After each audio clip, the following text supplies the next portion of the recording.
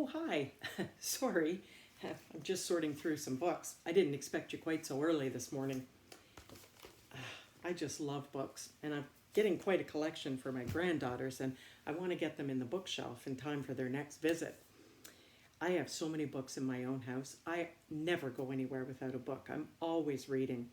My granddaughters love stories too, and books are my favorite gift to give them because I hope they grow up loving stories as much as I do.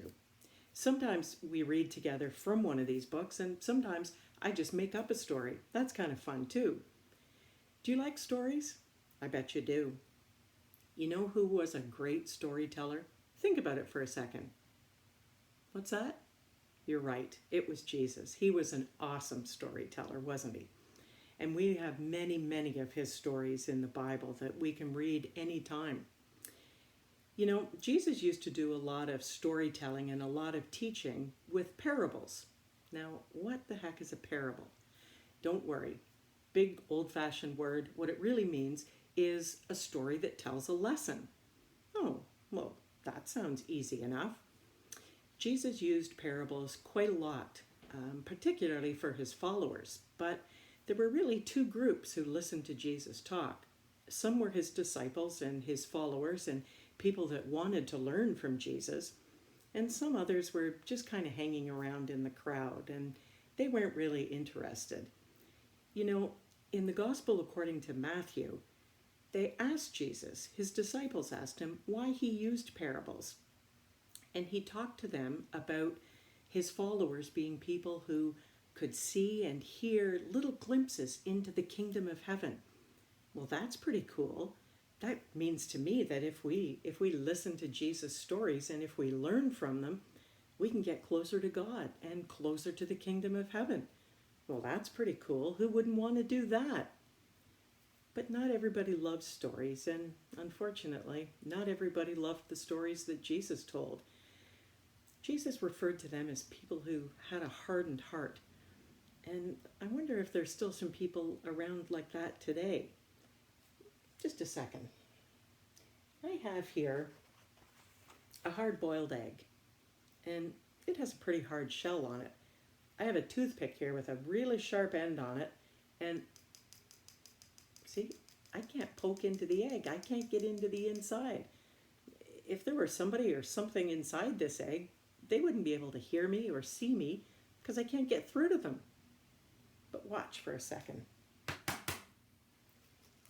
Now, if I were to very carefully take off this hard skin, just bear with me for a second. Oh, this egg smells good. Okay, I've just about got the hard parts off. Well, now look. Here's the same toothpick. Oh, wow, look at that. I can go right through. This is like somebody listening to Jesus with a soft heart. Somebody who was just there listening to his stories, taking it all in, learning as much as they could from it. And I think that's still true today. You know, sometimes when we go to church on Sundays, even virtually, or even when we're just in our families or at school, sometimes we're really not paying attention the way we should be, are we? I know that's true. And I think what we really want to do is try to make our hearts soft.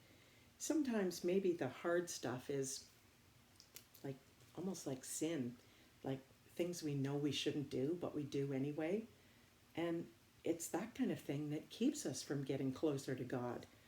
I think maybe what Jesus tries to tell us in a lot of his parables is we have to come to him with an open heart and be willing to absorb all of the things that he can teach us so that we can get to know God better.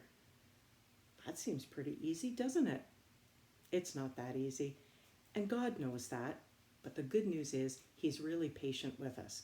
And Jesus' stories are never ending. We've got lots of them. And when we get to the end, we can read them all over again. But we just need to have a soft, willing heart so that we can pay attention and learn everything there is to learn. So this week, your challenge is strip away all that hard stuff that keeps you from getting closer to God and listening to Jesus and taking in all of his words and all of his teachings, and aim to have a softer heart, one that we can poke right through. Okay? So here's to having a soft heart. You guys have an awesome week.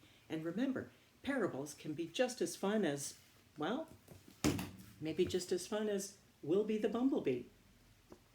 I'll read it to you someday. Okay? Have a great week. Bye, everybody.